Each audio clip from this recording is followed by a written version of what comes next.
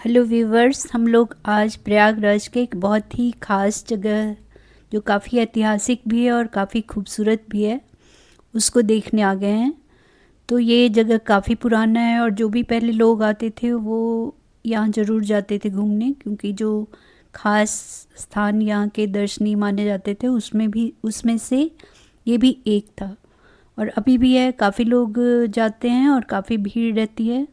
Area भी काफ़ी बड़ा है, लगभग 40 एकड़ में फैला हुआ है और ये न, चतुर्भुज आकार का है। तो इसका जो पहले अभी जो गेट है स्टेशन की तरफ है, प्रयागराज स्टेशन के बिल्कुल सामने। पहले जो गेट था वो यहाँ से स्टेशन से 300 मीटर दूर था।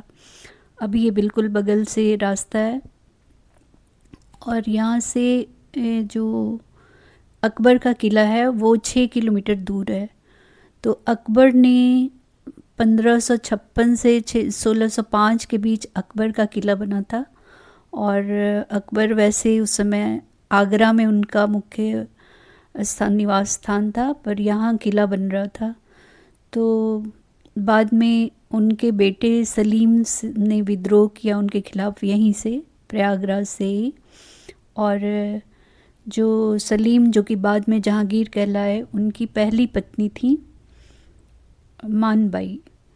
तो जो राजा आमेर के राजा की बेटी थी और मान सिंह की बहन थी।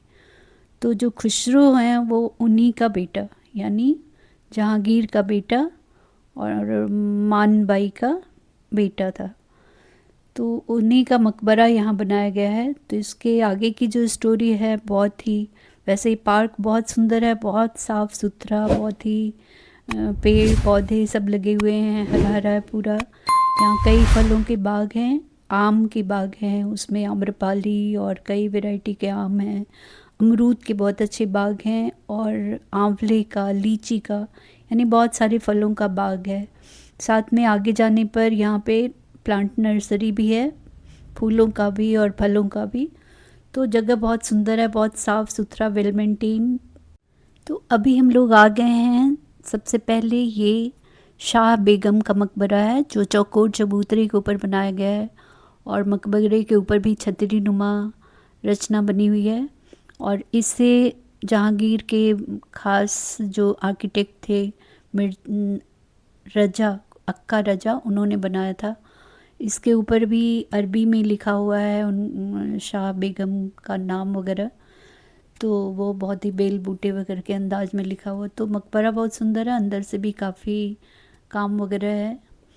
और इसके आगे खुसरो का मकबरा है और फिर उनकी बहन का निथार बेगम का भी मकबरा है।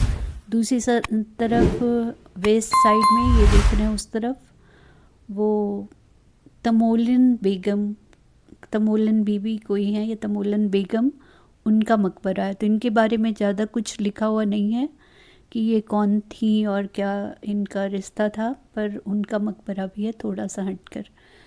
तो ये मकबरा तो बहुत खूबसूरत है, वेल मेंटेन भी है, पर इसके पीछे की कहानी वो बहुत दुखद है।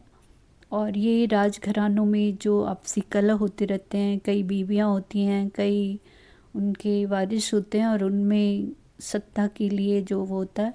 पर यहाँ की जो कहानी है वो पिता और पुत्र के बीच की है।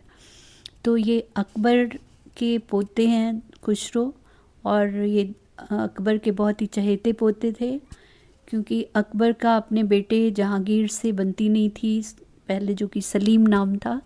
और उन्होंने अपने पिता के खिलाफ यहाँ प्रयागराज से ही विद्रोह किया था, जिसका नाम पहले इलाहाबाद था। तो यहाँ से उन्होंने विद्रोह किया अपने पिता के खिलाफ। तो अकबर नहीं चाहते थे कि वो जहांगीर बने, गद्दी संभालें, और वो अपने पोते को बनाना चाहते थे। पर अंतिम समय में जब अकबर की काफ़ी तबीयत खराब थी, तो पता नहीं किस तरह से इनको, यानी जहांगीर को गद्दी देने को तैयार हो गए अकबर। उसके बाद उनकी मृत्यु हो गई। पर इस बात से खुसरो काफ़ी नाराज़ थे और बाद में इन्होंने विद्रोह किया अपने पिता के खिलाफ, यानी जहांगीर के खिलाफ।